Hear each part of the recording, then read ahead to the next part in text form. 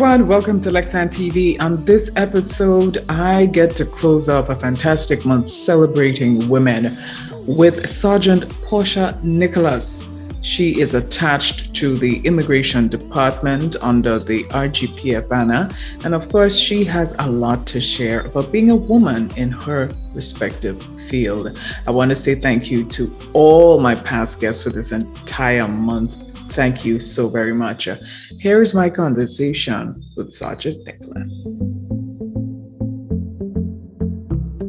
I'm a little intimidated. She's sitting there with her uniform, and I'm like, oh boy.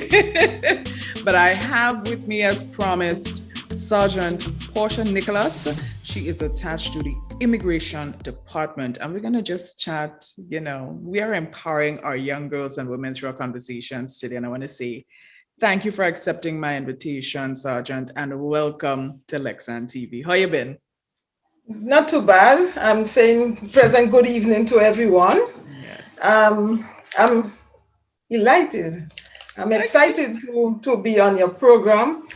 Knowing you from school days. Remember those days of track and field meet? Yes. That's all I'll say.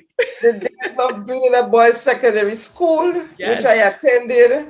And I remember the name. Just recently, somebody identified me as the Bionic, and they're asking for the next one. And it's my sister. Yes. And they used to say the Bionic sisters. So we was a big challenge for even the high school, your school at the time. Mm-hmm. I'd like to introduce myself, Portia Nicholas. Service 27 years and 3 months so far. I've been to many different departments. I also, as a young constable, we say women constable, I was rotated. At that time, they had the rotation. From training school, we rotated to different stations and division. Right. And I was one of the lucky persons who got that opportunity to know all the cultures and behaviors because we was rotated right around the state of Grenada. Right. And I encourage that to continue. It starts back, and I encourage it to continue because as a police officer, you need to know your people. That's right. You need to know your people. And once you know your people, you know how to handle them best, no matter where you are. True. I can say it was not an easy road, and it was an easy road. For me, challenges is thing that I pass easily. I love challenge. If it's not challenging, I don't feel like, you don't feel yourself. Yeah. That's the way I don't feel myself. Yeah. I want challenges. I myself, I went to training school. After training school, my first thing was Central. Mm-hmm. Central, I went South St. George. Yeah, South St. George is rather exciting for me. Wow. Because you get to do a lot of things. The south of the island. Then I was transferred to Granville. Granville is another place that you learn a lot. Mm-hmm. Because the culture is different. The behavior of the people is different. And I'm from the south of the island where I'm not accustomed to the country style. Right. So I learned a lot. But before it, I was in St. David's. So we rotated, we walked all paths. Mm-hmm. And St. David's, I come down to traffic, inland revenue, then to Union Police Station. Wow. There, where I was at Union, I don't know, it seems quiet. It's not quiet. I had loved there. And that's part where my family come from, my mother's side, who's the Fletchers, all these people and them. Yes. And it was a joy. You're close to the river, things that I'm never accustomed to. Yeah. And I enjoy the natural things about being there. It was a very small station. I live in that station also. Wow. And it was a challenge because it was too far from the south of the island to get up there for 8 o'clock in the morning. You leave early so you can function. So I stayed. And then we were short of staff. So he had time a whole month and see my home. And I had a young kid. Yes. And to me, I had enjoyed every bit of it. I spent my first 4 years rotating, and I went to drug squad and spent close to 15 years, 14 years Wow. and some. And that department was a plain clothes. I'll give you a little joke about me. I so love this thing they call the uniform, the red stripe, Yes. that Mr. Martin, the now commissioner, saw me on the stand in Victoria Magistrate Court, giving evidence. And I had apprehended a young man with some drugs by myself. And he said, after I don't give evidence, he come and said to me, do you know of a department, the drug squad? And I said, I'm not sure, because you're young in the force and you don't really know all the departments at the time. And he said, I think you'll make a good person for that department. Wow. But little do I know, I didn't know it was a plainclothes department. And I love uniform. Yes. So then the call came. She wanted me to transfer. And then it was said to me that I was going in this plainclothes department. And I started to cry. I said, no, I don't want to go in plainclothes. I'm not a civilian. I want to use my red stripe. And I think about me, uniform. I had this uniform thing about me ever since, up to now. Yeah. I adore my uniforms. Each and every uniform I wear, which the force issue me, I wear it with pride and dignity. I respect it. You would not see me sitting on the side of the road with my uniform. You won't see me cupping up my foot, nothing. Yeah. I will be proper because I have respect for the uniform. Yeah. If you don't have respect for it, you can't respect your own self. I was this little girl in Cali, St. George's, born of the mother Angelica Nicholas Belgrave and Christopher Belgrave. At the age of 6, I said to my dad and my mom, I want to be a police. And daddy said to me, no. He said, I don't know if I should use that word. I don't want people to look at my father in no kind of way. I love my dad. Okay. He changed his mind now. He said, no, not police. Police women is police mattress. And my mother said to him, no. Don't say that to her. I could remember the conversation. Let me tell you how passionate I was being to be a police. And he said that to me, and I remember it up to today. I remember the conversation, and I remember how passionate he was. Yeah. And he was not saying to me, don't be a police, period. He gets scared. Yeah. Because the perception of persons about police women, he had that perception. Yeah. It's not true. I can also say my father is one of the person that influenced me. Yeah. And to be a police. He was once a reserve at the Defense Force. Right. And he had this uniform. My dad was a muscular man, well built in his uniform. And he sit down with his shoes, the cotton, the water, and the polish. And he would shine his shoes to gloss and turn like mirror. Wow. And from then, I used to, think of me being that person, shining my shoes to make it get just like my dad. Or even better at that age. And I never stopped saying I want to be a police in schools. None of my school teachers, the principal, Mr. Ashby, when I become a police, he said he wasn't surprised because that is what I wanted to be. When I was in Form 4 in the Grenada Boys Secondary School, yes, I was a girl at the school. At the school then, yeah. At the school there, I was one of them. I had a sister also was part of it.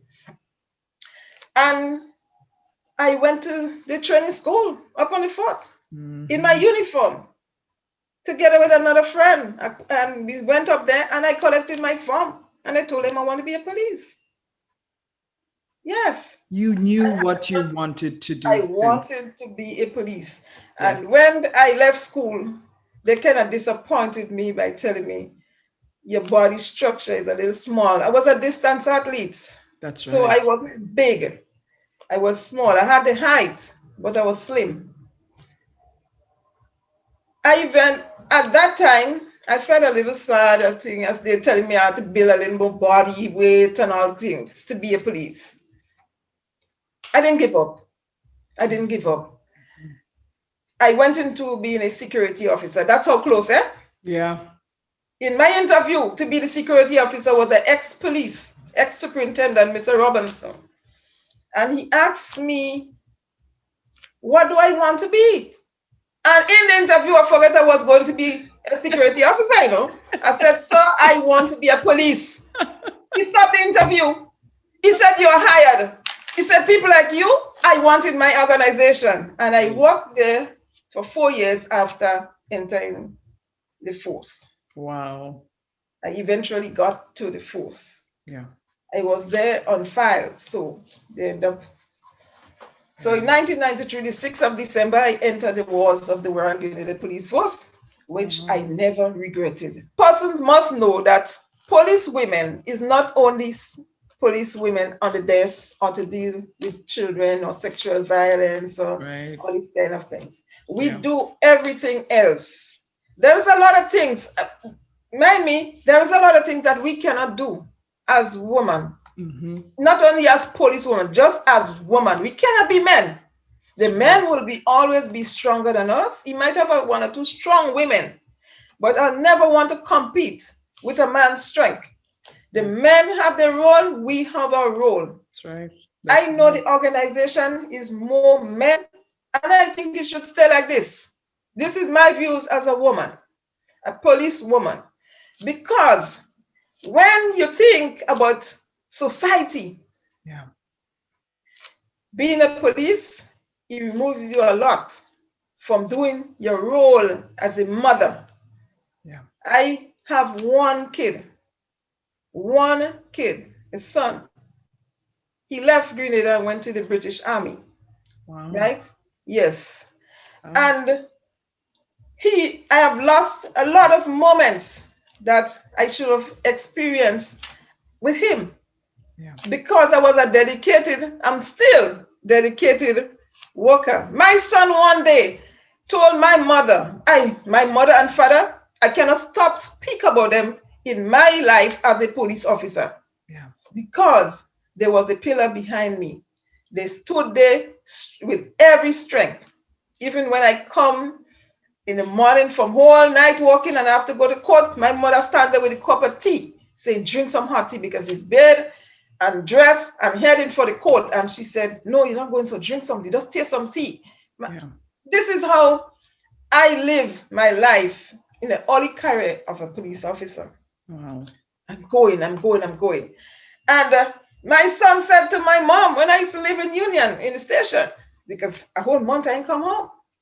He said, put him on Masters. I'm sure you remember the bus Masters. He said, Tati, put me on Masters. He's going to put me on a bus to go and meet my mother. And I told the corporal, look, my son wants to come and look for me. I said, leave him. And just as he said it, my mother did it. I see my child drop off from that bus with his back sack and he running towards the station. You know, they tell me the police station and the busman say, I'll bring a package for you. Oh. But I didn't care what he said, the joy. Just the child coming and he came in the station to meet his mother. Look for you. Yes, wow. Because and you know, sometimes I feel a little kind of say, my God, I miss this. When I go back to my mother's home and in the bookshelf has some of his exercise book and he wrote little stories. His mom is his Valentine. And I never knew it. My mother knew it. And was too busy. Sometimes he come reading for me and say, go and read for Tanti. That's my mom. Yeah. You know, you lose a lot. Yeah, you but do. I'm not saying that we shouldn't be dedicated.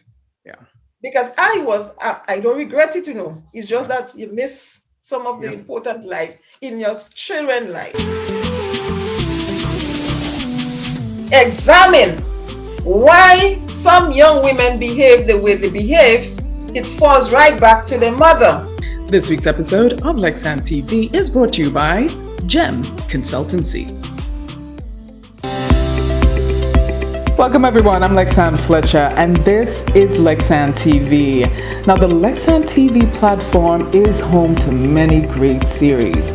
There's a Life Champion series and of course General Lifestyle. This is a career, this is not just about storytelling. It is a true passion. Keep doing what you love to do. I have never chased after money. You want to leave this world having made a contribution. But don't forget, there's also food and cuisine. So there's the We Cooking series as well. I like to cook the curry. And coming soon, the Life Balance podcast. I'm really excited about that one. Thank you so much for stopping by. Remember to click like, share, and on our YouTube channel, subscribe today.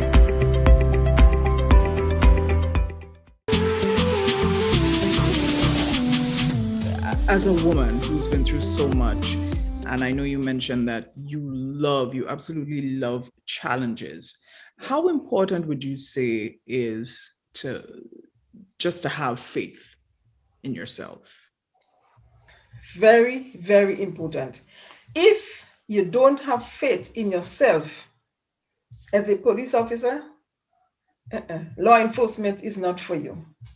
And you must have faith. Faith carry you through. And in faith, you also have to have faith in God. As a police officer, if you don't have God overlooking you, if you don't call for him to protect you, I think you are in trouble. When you fight in crime, you are a law enforcement officer, you need him more. Yeah. So you cry upon him every minute of the day. Yeah. I pray. I'm not a loud prayer, but believe me, every step I make, I pray to God, thanking him for life, thanking him for protection. And he gave me the strength to have faith in myself, which is important. How would you describe, Portia, your leadership style? Next one, I'm the type of person who leads different situation, creates a different leader in me. So sometimes I find myself, and I should say, in this era, I believe that traditional ways is still relevant in society. Yeah. The traditional ways, discipline. This sense persons now demonstrating a lack, your lack of discipline, and they don't understand that the way you was brought up is important in your behavior today. Yeah. So sometimes I find myself coaching, a type of leader that I'll be coaching, right?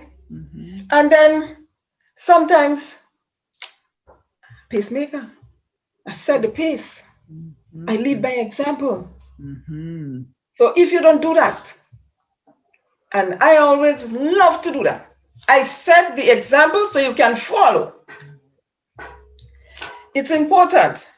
Something I could be very authoritative. I'm not going to be on anybody back and say that I am not, but I can be all these type of leaders. Authoritative. I set expectation. And I expect persons to live upon it, because the Royal Grenada Police Force, where I am presently, is a disciplined organization. That's and right. There is expectation of us as law enforcement officers. The public look up on us. Any other person can do what they want, and you may not hear a word.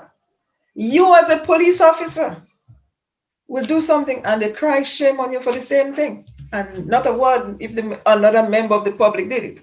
So that's why I can be a very authoritative leader. Yeah. Some persons may not like it, but sometimes I find myself being democratic. Mm-hmm. I let people be themselves, but not for long. Because if I allow you your space and I give you a chance to show your talent, give your advice, and then it's not going down as it's supposed to, I will step in. We have situation where you need to be autocratic. Yeah, definitely. Especially military, the police, you need to be. Yeah. You have certain standards that person should not violate. Just like there's a lot of things that we're not supposed to breach. The use of the fire. And if you know that this is how we're supposed to do it, don't breach it. Otherwise, you'll put you in trouble. So I tell him, I'm going to tell the world, I can be very autocratic sometimes. But for the benefit of the organization, which I serve, the state of Grenada, which I also serve. And I believe in good discipline. Person should adhere to the code of conduct, the stated principles, protocols, and standards. And I could go on and on. But I could be a very nice leader. I'm a very, very nice leader. So I can be different leaders based on different situations. Of course. But if you knowing me, you'll understand why I have to do what I have to do. Who inspires you, Portia? My inspiration came from my father. I know. My dad. Yes. That man. he and I think that was the problem when I said at the age of 6, I want to be a police. He got afraid because as a young child, I always look up. I love my father. He's a disciplinarian. So I like that. Yeah. But I turn out to be a more disciplinarian than him at a very tender age. I'll give you a story. My dad, he had both of us at the time, 2 girls. Yeah. Daria, my sister, the other Banik, and Portia, who is me. I am the bigger one. I am only 10 months older than my sister. I will not say how I used to say when I was little. It was nicer than me. You understand? Okay, right. And I think I started to see my father showing a little more love for her. So I stepped in. My dad would put her up on his shoulder and he'll bring me on his side because he'll bring 2 of us together. Believe me, he'll bring 2 of us. He will make one walk and one on his shoulder. Right. He'll put me on his side and he'll put my sister on his shoulders. But I said, no, I'm the bigger one. I will set the pace for she to be in the world. Yes. Daddy is showing more love to this little baby sister.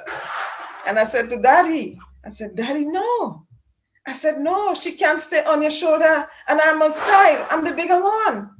I said, either she come down on the side with me or I go up on the shoulder too. Yes. And I think he got frightened because my mother said, she started to shake because she thought that he had cut my teeth for saying that. And he didn't. Instead, he just dropped my sister and he picked up both of us on the side. Oh, so well done, Daddy. And that day, I even split him down half. As I'm left-handed, she's right-handed. I said, Daddy, the left side is mine. Oh. So I make it known to him that he cannot see one and don't see the other. Exactly. And then he realized, this young lady is more disciplined than me.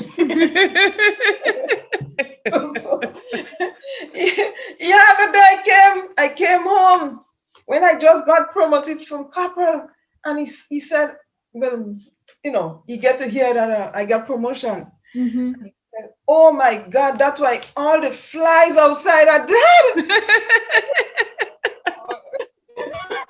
He said that, oh God, that's so strict. But that's in my nature. He taught me these things. That's right. He taught me these things from very tender. So I'm not sure that. Yeah. Believe me, I cannot survive in a place that don't have discipline. Yeah. I feel like I'm drowned in. If I am around too much ill-disciplined persons, and I'm trying my best to get everybody on the level that they're supposed to, and no, you're not getting the cooperation of who you're supposed to get the cooperation from. I am stifling because I cannot surface I cannot stand ill-disciplined behavior. Yeah. I'm not going on hide to tell anybody that. This is me. Discipline is one of my foremost force Yeah. when coming to my career. Yeah. You've got to have discipline, no matter where you are. It's very It true. takes you through. Very true. The Very thin true. and the thick. I'm enjoying it. You were meant to be where you are, Yes, Sergeant Nicholas. I I can was tell you born to be a that. police I'm telling you. And because in the early stage of my police career, I'll say, every year police week would have fallen on my birthday, would be in police week. wow. They start at the end of May and end in the first week of June, and I'm born the 3rd of June. And I used to say, Wow. I was born to be a police. Look at that. Police week and all. It surrounded my birthday. So before we close, I just want to find out from you, how important do you think it is to empower our young girls and women? Women are the pillars of society. We mold, we shape, we discipline, we that do society wrong, and we can also be the right in society. Whatever we as women dish out to our young people, and believe me, women is the persons who are supposed to take that leading role in shaping society from day one. Yeah. If you remember, when we was young, our fathers went out and work, and our mothers stay home. The discipline that they instill in us, where if they find they wasn't getting through, when your father comes, then you do what you have to do. But the most of the time you spent with your mother. So all the discipline and the molding and making you a better person is coming from the woman. And that's why if we don't empower our women, whether educationally, whether discipline, whether your lifestyle, whether you pattern yourself for the future, listen, the future generation, when you and I get a little older, we will like to see women displaying positive attitude, because we do make ourselves shame sometimes. But when you re-examine why some young women behave the way they behave, it falls right back to their mother. And this is why we have to be careful. As women, senior women, we should empower women positively. The young ones, you teach them positive things. Otherwise, our society would be in jeopardy. Trouble. Yeah.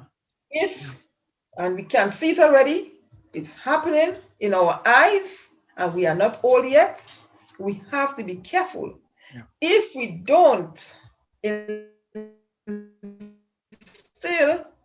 the right values in our women to empower them to be better persons in society, the kids would not be better persons in society way down the line. We might not be around, but to me, what will make any person happy is to see person that grow under you come out to be a positive person, not a negative.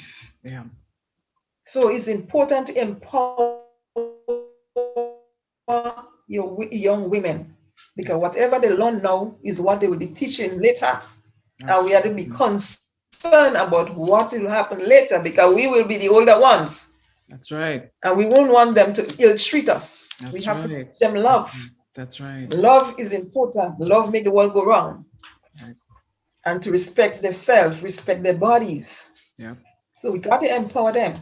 Yeah. It's very important. I have some experience that sometimes you don't right. Yes. And sometimes it's good to speak about it, because the public don't know what we go through as women or women in the RGPF. Yes.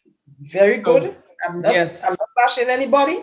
Yep. The men protect us. I know I was in a department and the men would never let something happen to me. Yes. Believe me. Yeah.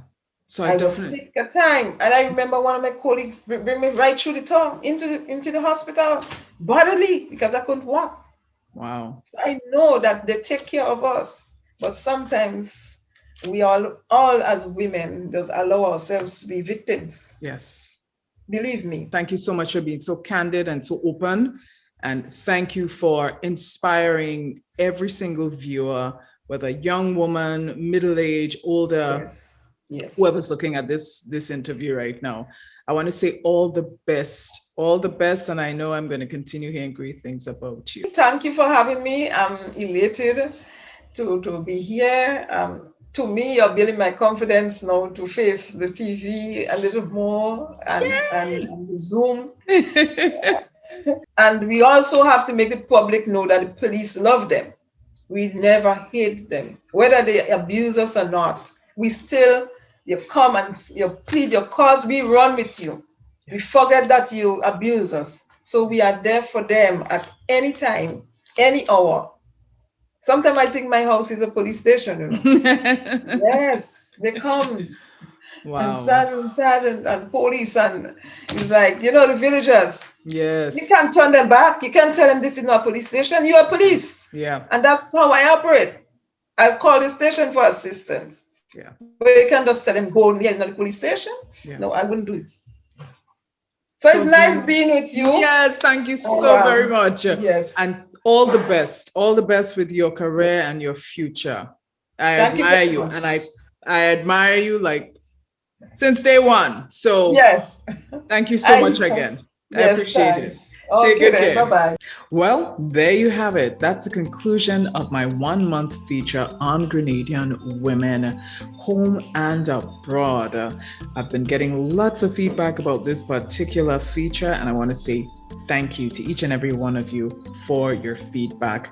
Thank you also to the amazing group of women that were featured for this month. Of course, this was commemorating International Women's Day. On Lexan TV, I turned it into a month-long celebration. So thank you so much again, and thank you to my final guest, Sergeant Portia Nicholas.